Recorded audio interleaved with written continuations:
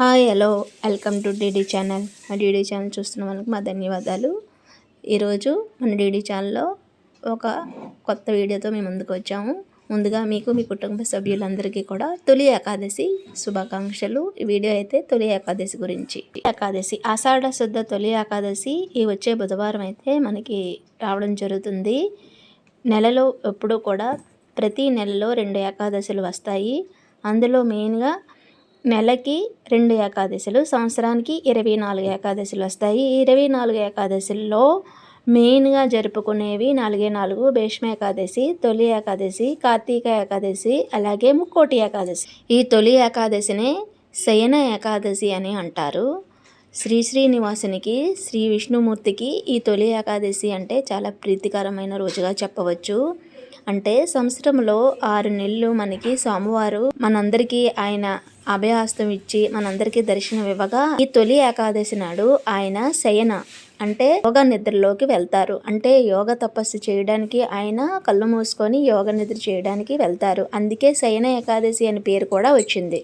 ఈ వచ్చే 6 నెలలు కూడా 4 నెలల వరకు చతుర్మాస దీక్ష అని పండితులైతే చేపట్టడం జరుగుతుంది. ఎందుకంటే స్వామివారు నిద్రలో ఉండగా మనకి ఎటువంటి కీడులు జరగకుండా ఉండడానికి ఇలా చతుర్మాస దీక్ష అయితే చేస్తారు. ఈ వచ్చే 6 నెలలు కూడా అమ్మవారి పరిపాలన ఎక్కువగా ఉంటుందని చెప్పి పూజలు వ్రతాలు అయితే మాత్రం ఎక్కువగా ఉంటాయి. వచ్చే 6 నెలలు కూడా ఎక్కువ పూజలు అయితే మనం నిర్వహించుకుంటాము. విష్ణుమూర్తికి ఇష్టమైన రోజుగా తొలి ఏకాదశి రోజు ఆడవాళ్ళు ఈ పని తప్పకుండా చేస్తే వాళ్ళ భర్త ఆయుర ఆరోగ్య అష్టైశ్వర్యాలతో తొలతూగుతూ వాళ్ళ ఇంట్లో అనుకున్న పనులన్నీ జరుగుతూ అలాగే డబ్బు ఎప్పుడు కావాలంటే అప్పుడు చేతికి అందుతూ ఉంటుంది. స్వామివారికి ఇష్టంగా ఈ ఆడవారు ఈ రంగు చీర తొలి ఏకాదశి రోజు ధరిస్తే వాళ్ళ ఇల్లు ఎప్పుడు సుఖ సంతోషాలతో ఉంటుంది. విష్ణుమూర్తి ఎప్పుడు శేషపానుపు పైపగా ఆయన ఇష్టమైన రంగుగా అయితే మనం చెప్పవచ్చును. స్త్రీలు శుచి శుభ్రతలతో ఆ రోజు ఉదయాన్నే బేగా తలంటు స్నానం చేసి అలాగే మంచి శుభ్రమైన బట్టలు స్వామివారికి ఇష్టమైన రంగు చీర ధరించి దేవాలయంకి వెళ్ళి దేవాలయంలో మొక్కులు చెల్లించి అలాగే ఇంటికి తిరిగి వచ్చి ఇంటిని శుచి శుభ్రతలతో ఉంచుకొని ఇంటి వాళ్ళందరినీ మంచి చెడులు చూసుకుంటే వాళ్ళకప్పుడు కూడా మంచి జరుగుతుంది. విష్ణుమూర్తికి ఇష్టమైన పేలాల పిండిని వాళ్ళు ఇంట్లోని నివేదనగా చేసి అలాగే దేవాలయంలో కూడా నివేదన చేస్తే ఇంకా చాలా మంచి జరుగుతుంది. అలాగే ఆ రోజు చాలామంది ఉపవాస దీక్ష కూడా చేస్తూ ఉంటారు. ఈ పేలాల పిండి నివేదన చేసి వాళ్ళు తినడం వల్ల వాళ్ళ యొక్క నీరసం కూడా తగ్గి చాలా మంచిదని చెప్పవచ్చును. ఆ రోజు దేవాలయంకి వెళ్ళినప్పుడు మనం ప్రతి ఒక్కరూ కూడా ఒక తులసి దళం తీసుకెళ్ళి స్వామివారి పాదాల దగ్గర సమర్పించి మనసు అర్పించో స్వామివారి కరుణా కటాక్షం ఎప్పుడు మనపై, మన ఇంటిపై, మన పిల్లలపై ఎప్పుడూ ఉంటుందని చెప్పవచ్చు. స్త్రీలు భక్తి శ్రద్ధలతో వారిని ఎంత ఎక్కువగా ఆరాధిస్తే మన తొలి ఏకాదశి రోజు స్వామివారు కూడా అంత సంతృప్తి చెందుతారు.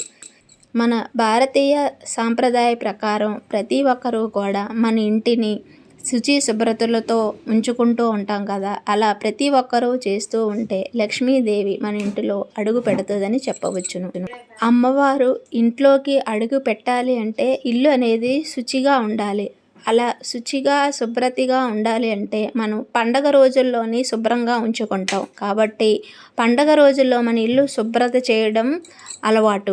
మన ఇంటిని తొలి ఏకాదశి రోజు శుభ్రం చేసుకున్నప్పుడు ఒక బకెట్ నీటిలో గుప్పెడు రాళ్ళ ఉప్పు అలాగే చిటికెడు పసుపు అలాగే చిన్నది పచ్చకర్పూరం వేసి మన ఇల్లుని అద్దుతూ ఉంటే ఇల్లు అనేది మంచి సువాసన చెంది శుభ్రతతో ఉంటుంది. అలాగే పచ్చకర్పూరం అంటే విష్ణుమూర్తికి చాలా ఇష్టం. అంటే లక్ష్మీదేవికి ప్రీతికరం. కాబట్టి మనం పసుపు కూడా వాడడం వల్ల యాంటీబయోటిక్గా పనికొచ్చి మన ఇల్లు అంతా చాలా ఆరోగ్యంగా ఉంటుంది. కర్పూరం వేయడం వల్ల మన ఇల్లు కూడా మంచి సువాసన వచ్చి యాంటీబయోటిక్ క్రిములన్నీ కూడా పోయి చాలా ఆరోగ్యంగా ఉంటామని ప్రీతి. ఇక ఆ రోజు ఆడవారు చాలా శుచిగా తలంటూ స్నానం చేసి స్వామివారికి ఇష్టమైన ఈ రంగు ధరించడం వల్ల వాళ్ళ ఇంట్లో సకల సిరి సంపదలు వస్తాయి. అలాగే స్త్రీలు మనసు పెట్టి ఆ రోజు విష్ణు సహస్రనామం కూడా పారాయణం చేస్తే స్వామివారి అనుగ్రహం మనం వైకుంఠాన్ని తీసుకువెళ్ళడానికి దాకా వస్తుంది. శ్రీ విష్ణుమూర్తికి విష్ణు సహస్రనామం అన్న చాలా ఇష్టం కాబట్టి అలాగే ఈ ఆషాఢ శుద్ధ తొలి ఏకాదశి నాడు ఇంటిల్లిపాది కూడా దేవాలయంకి వెళ్ళి దేవుని దర్శనం చేసుకొని వస్తే సకల సిరి సంపదలకు ఆ ఇల్లు ఇప్పుడు కొలువై ఉంటాయి. అలాగే మనం లక్ష్మీదేవి అనుగ్రహం పొందాలంటే శ్రీ విష్ణుమూర్తి అనుగ్రహం కూడా పొందాలి. ఇష్టమైన ఆ రోజున మనం అందరం కూడా లక్ష్మీదేవిని కూడా సంతృప్తి చెందాలి. అంటే మీకు వీలుని బట్టి స్వామివారికి ఒక తులసి మాలను కానీ లేదా పసుపు రంగు అంటే స్వామివారికి చాలా ఇష్టం కాబట్టి పసుపు రంగు పూలను కానీ దేవాలయంలో కానీ మన ఇంట్లో ఉన్న శ్రీ వెంకటేశ్వర స్వామి చిత్రపటాన్ని కానీ సమర్పించిన ఎడల ఆయన మిక్కిలి సంతృప్తి చెందుతారు. ఇక ఆ రోజు మనం డబ్బు ధనముతో ఉండాలి అంటే మనం ఇళ్ళను శుభ్రంగా ఉంచుకుంటూ అలాగే మన దేవుడు పూజా మందిరంలోనూ ఆవు నేతితో దీపారాధన అయితే కంపల్సరీగా చేయాలి. అలాగే సాయం సంధ్యాకాలంలో కూడా గడప లక్ష్మి అంటేనే మనకి ఇంటికి లక్ష్మీదేవిగా పిలుస్తాము. మన గడపకి కూడా ఇరువైపులా ఆవు నేతి దీపాలను అయితే కంపల్సరీగా ఉంచండి. అన్నం పరబ్రహ్మ స్వరూపం. అన్నంలోనే అన్నపూర్ణాదేవి కొలువై ఉంటుంది. అలాగే అన్నం అనగా భాగ్యలక్ష్మి అలాగే ధాన్యలక్ష్మి కూడా పిలువబడతాము.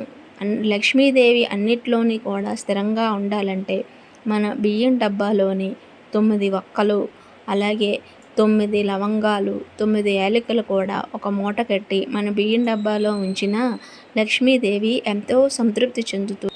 ఆ రోజు మనం తులసి మొక్కకి కూడా శుచి శుభ్రతలతోని పూజ చేయవలెను. మన తులసి కోటలో దీపారాధన ఉదయం సాయంత్రం సంధ్యావేళలో దీపం ఉంచిన మనకి లక్ష్మీదేవి అనుగ్రహం మన ఇంటిపై ఎప్పుడూ ఉంటుంది.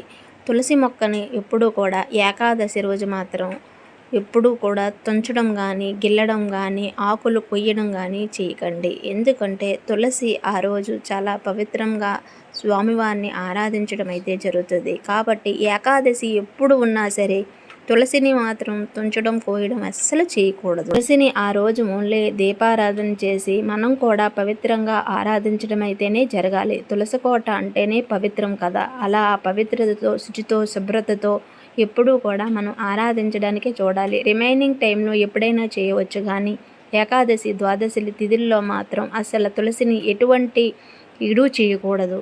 తులసిని తుంచడం ద్వారా జ్యేష్ఠాదేవిని మనం ఆహ్వానించినట్టు అవుతుంది. ప్రతి ఒక్కరూ కూడా ఆ రోజు ఏకాదశి రోజు శుచిగా శుభ్రతగా తలంటు స్నానం పోసుకొని మంచి ఉతికిన బట్టలైతే వేసుకోవాలి. అసలు మాసిపోయిన బట్టలు కానీ విడిచిన బట్టలైతే ఆ రోజు అస్సలు వేసుకోవద్దు. వీలైతే మీకు నైవేద్యంగా ఏదైనా అన్నం రూపంలో స్వామివారికి, ఎందుకంటే కలో వెంకట నాయిక ఈ కలియుగంలో అన్నంలోనే మన శ్రీ వెంకటేశ్వర స్వామి కొలువై ఉంటారు. అందుకే అన్నంతో సమర్పించే నైవేద్యాలంటే శ్రీ విష్ణుమూర్తికి చాలా ఇష్టమైన పదార్థాలుగా ప్రీతి. కాబట్టి మనం కూడా స్వామివారికి ఇష్టమైన అన్నంతో మీకు నచ్చిన ఏదైనా నైవేద్యం తయారు చేసి స్వామివారికి సమర్పించండి. ఒకవేళ ఉపవాస దీక్ష ఉన్నా సరే గుడిలో తింటే ప్రసాదానికి ఎటువంటి కీడు ఉండదు. కాబట్టి గుడిలో ప్రసాదాన్ని ఉపవాసం ఉన్నా కూడా స్వీకరించవచ్చు. ఆ రోజు లక్ష్మీనారాయణలో ఇద్దరికీ ప్రీతికరమైన రోజు కాబట్టి లక్ష్మీదేవిని అలాగే విష్ణుమూర్తిని మనస్ఫూర్తిగా ఆరాధించండి. అలాగే మీ ఇంటిల్లిపాది కూడా ఆ స్వామివారి అనుగ్రహానికై శుచి శుభ్రతలతో గుడికి వెళ్ళి మనస్ఫూర్తిగా ఆరాధించండి. రోజు 1 కేజీ కానీ 1/2 కేజీ బియ్యాన్ని కానీ పంతులకు కానీ లేదా ఎవరైనా పేదవాళ్ళకు కానీ దానంగా ఇవ్వండి. దానం చేస్తే చాలా మంచిది. ఎందుకంటే అన్నం రూపంలో పరబ్రహ్మ కొలువై ఉంటారు కాబట్టి ఆ అన్నాన్ని మనం ఎవరికైతే దానం చేస్తామో ఆ దానమే స్వయంగా స్వామివారే మన విష్ణుమూర్తే వచ్చి స్వీకరించినట్టుగా తీసుకోవడం జరుగుతుంది. సో కంపల్సరీగా ఆ రోజైతే దానం ఇవ్వండి. ఆ రోజు కంపల్సరీగా ప్రతి ఆడవారు కూడా పసుపు అంటే లెమన్ ఎల్లో అంటే స్వామివారికి చాలా ఇష్టం. అందుకే స్వామివారి మాలలు కూడా పసుపు వర్ణంలోనే ఉంటాయి. కాబట్టి పసుపు రంగు చీర ధరించి స్వామివారి దర్శనానికి వెళ్ళి స్వామివారి అర్చన చేయించుకోండి. అంతా శుభదాయకంగా ఉంటుంది. పసుపు అంటేనే శుభదాయకం. శ్రీ వెంకటేశ్వర స్వామికి విష్ణుమూర్తికి ఇష్టమైన రంగుగా కూడా పసుపుని వర్ణించవచ్చును. పసుపు లేనిదే ఏ పని జరగదు. పసుపు అంత శుభదాయకం. కాబట్టి ఆ రోజు ప్రతి ఒక్క ఆడవారు అలాగే మీ ఇంట్లో ప్రతి ఒక్కరు కూడా పసుపు కలిసిన ఏదైనా రంగు ధరించి దేవాలయంకి వెళ్ళి ఆ రోజు ఉండడం వల్ల మీ ఇంట్లో అఖండ ఐశ్వర్య వృద్ధి అలా కంపల్సరిగా జరుగుతుంది. ఆడవారు ఎస్పెషల్లీ ఏకాదశి రోజు ఆ రంగు చీర ధరించడం వల్ల మీ భర్తకు ఆరోగ్యం సిద్ధించి అలాగే పట్టిందల్లా బంగారమయ్యి వాళ్ళకి డబ్బు రూపంలో ఎప్పుడూ కూడా లోటు రాకుండా వస్తుంది. సో కంపల్సరీగా ప్రతి ఒక్కరు కూడా ఈ సూచన అయితే ఫాలో అవ్వండి. నమ్మకంతో చేయండి. నమ్మకంతో చేసిన పని ఎప్పుడు కూడా నిజమే అవుతుంది. పాజిటివ్గా థింక్ చేయాలి. ఏదైనా సరే నెగిటివ్ అనేది మనలో నుంచి తీసేయాలి. అప్పుడే నెగిటివ్ ఎనర్జీ అంతా పోయి పాజిటివ్ థింకింగ్ వస్తుంది. మీరు దేవాలయంకి వెళ్ళి లక్ష్మీనారాయణులు కొలువై ఉన్న చెట్టు అనగా రావి చెట్టు, వేప చెట్టు కలిసిన చెట్టుని మీరు మీ చేతులతో తాకి 3 ప్రదక్షిణలు చేసి రండి.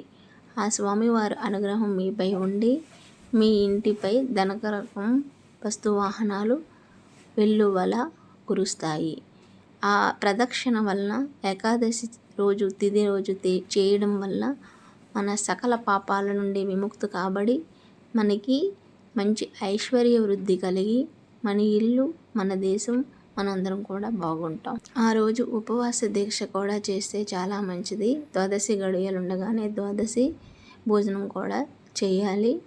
ఆ రోజున మనం పంతులు గారికి స్వయంపాక రూపంలో 1 కేజీ, 1/2 కేజీ బియ్యం పప్పులు కూడా దానం చేస్తే చాలా మంచి శుభ ఫలితాలు అయితే పొందగలము.